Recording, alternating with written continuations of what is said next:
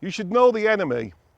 The targets come in several different sizes. This is a standard clay.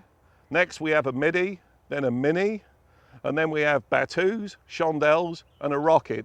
Each have their own characteristic or flight characteristics, and you should be aware of them so that you know the slight differences in approaching these targets from the standard.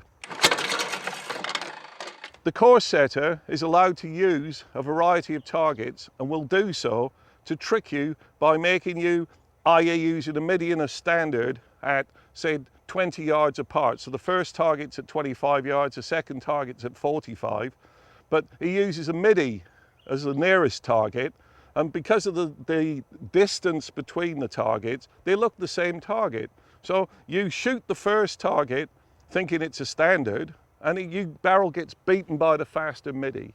And there's very the tendency. So with a standard target, the midi will always start quicker, but the speed will bleed off it. The mini looks awesome. It looks like a little firecracker going off, but once again, it hasn't got as much weight, so it doesn't sustain the speed, and the speed bleeds off it even quicker. When we get to the rocket, which is the same size as a standard but a solid clay, often seen in FITASC, not only is it quick off the trap arm, but because of the extra weight, it sustains the speed through much longer through its flight, but it drops quicker because of the weight. So with rockets, they need more lead, and they also, you have to try and take them earlier because of you don't want to shoot complex leads where you don't have to. The battu is an edge-on target. It came from the word for the French to beat, and it was used for driven game shooting practice. The course setters realized that this unstable target without any dome, halfway through its flight, just rolls off and falls. So it comes off the trap arm quick, it's hard to see and hard to hit. As it comes through its flight and it rolls over, you see the full face, and it's easy to see and easy to hit. So with battus, you just take the target, look for the roll, that's your gun hold, look back, watch the thin wafer edge come up, and as it rolls over, just apply your lead and shoot it.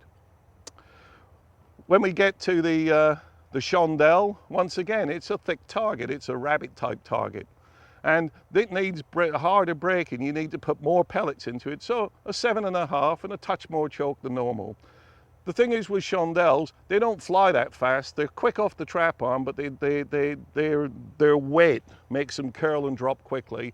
And they're very similar to be shot, i.e. like the battu. Face on makes it a fairly easy target to see and easy to hit.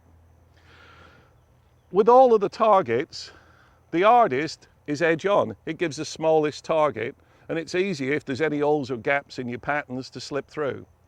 As you see the dome, it's easier to hit. It's vulnerable, and the most vulnerable is the belly.